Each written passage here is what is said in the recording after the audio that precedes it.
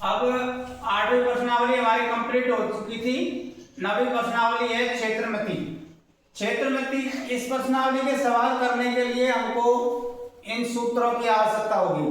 जब तक हमको ये सूत्र याद नहीं है हम इस प्रश्नावली के सवाल नहीं कर सकते। देखो सबसे पहला लिखा मैंने, पहला बिंदु, किसी बंद समतल आकृति की सीमा के चारों ओर की दूरी, जो समतल आकृति होती है उसके चारों ओर की जो दूरी होती है वो क्या कहलाता है? परिमाप कहलाता है। क्या कहलाता है? परिमाप। और उस आकृति द्वारा घेरे हुए क्षेत्र को उसका क्षेत्रफल कहते हैं। कोई भी समतल आकृति है, जैसे ये समतल आकृति है, इसके चारों तरफ का ये जो चारों तरफ ये है, चारों तरफ की दूरी वो क्या कहलाएगी? हमारी परिमाप। और फिर क्षेत्रफल, यानी इसके अंदर जो ये भाग घेरा हुआ है, ये जो क्षेत्र घेरा हुआ है वो इसका क्या कहलाएगा? क्षेत्रफल कहलाएगा। वो क्या कहलाएगा? क्षेत्रफल। आयत का क्षेत्रफल का सूत्र होता है लंबाई गुणा चौड़ाई। लंबाई गुणा चौड़ाई। आयत की लंबाई बराबर क्या हो जाएगा? क्षेत्रफल बटे में चौड़ाई। इसी सूत्र के ये दो भाग हैं, क्षेत्रफल बराबर लंबाई गुणा चौड़ाई। तो लंबाई का मान ज्ञात करेंगे तो चौड़ाई क्षेत्रफल के नीचे आ जाएगी। अगर हमको यहाँ पर जैसे चौड़ाई का मान ज्ञात करना है तो क्षेत्रफल के नीचे लंबाई आ जाएगी, यानी आयत की चौड़ाई बराबर क्या हो जाएगा? फिर क्षेत्रफल बटे में लंबाई। दोनों एक ही सूत्र है, ये सूत्र है, इससे हम दोनों ये सूत्र और ज्ञात कर सकते हैं और इनसे लंबाई और चौड़ाई भी ज्ञात कर सकते हैं। फिर देखो आयत का परिमाप का सूत्र है 2 गुणा कोष्टक के अंदर लंबाई प्लस चौड़ाई। 2 गुणा कोष्टक के अंदर लंबाई प्लस चौड़ाई। या फिर आप इसको ऐसे भी लिख सकते हैं 2 गुणा कोष्टक के अंदर L plus B. L plus B, ये आयत का परिमाप का सूत्र है।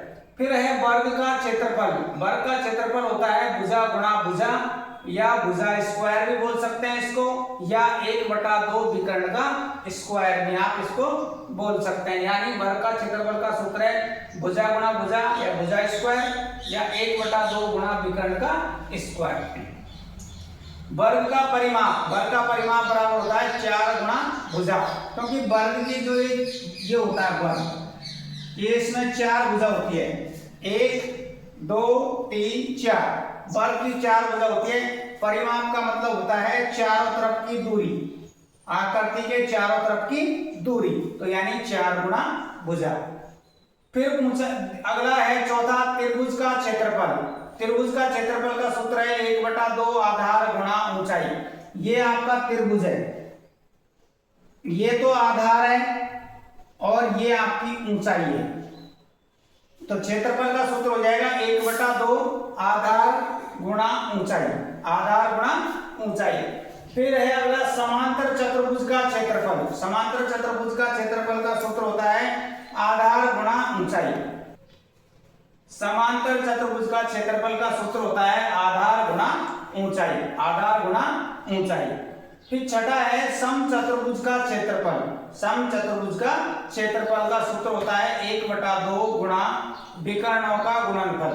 1/2 है विकर्ण, जो 2 विकर्ण दे रखे हैं उनके गुणनफल, या विकर्णों के जो मान दे रखे हैं उनको आपको गुणा के रूप में, यानी उनके गुणनफल के रूप में आपको इसमें लिखना है।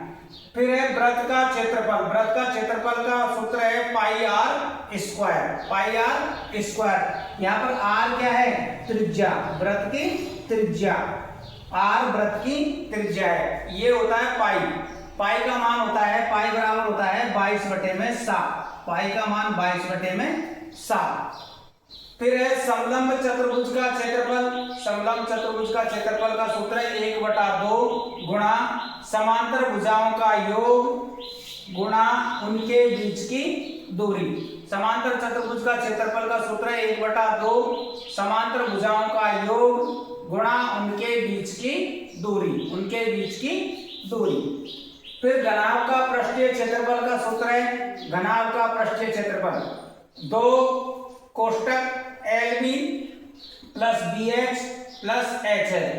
L का मतलब L बराबर तो है लंबाई, B बराबर है चौड़ाई और H बराबर है ऊंचाई। H बराबर ऊंचाई, यानी 2 को बाहर लिखना है आपको। L और B का मान गुणा करना है। प्लस बी और एच का मान गुणा है, फिर एच और एल का मान गुणा है। इनको सबको तीनों को गुणा करने के बाद में जो जोड़ना है, जोड़ने के बाद फिर 2 से गुणा करना है। तो घनाभ का पृष्ठीय क्षेत्रफल का सूत्र होता है 2 गुणा कोष्टक में L B plus B H plus H L. फिर अगला है आपका 10वें नंबर का घन का पृष्ठीय क्षेत्रफल। घन का पृष्ठीय क्षेत्रफल का सूत्र होता है 6L स्क्वायर। 6L स्क्वायर होता है घन का। L क्या है यहाँ पर? L घन की भुजा है। L क्या है यहाँ पर? घन की भुजा। L है यहाँ पर घन की भुजा। तो घन का पृष्ठीय क्षेत्रफल का सूत्र हो गया 6L इस प्रकार। ये आपको प्रश्नावली 9 के मैंने आपको 10 सूत्र लिखा है और कुछ सूत्र बचे वो हम नेक्स्ट वीडियो में देखेंगे। इनको आपको कंप्लीट याद करना है। जब तक ये सूत्र कंप्लीट याद नहीं है आप इस प्रश्नावली के सवाल हल नहीं कर पाएंगे। तो सूत्रों को आपको लिखना है कॉपी में और फिर उनको याद करना है।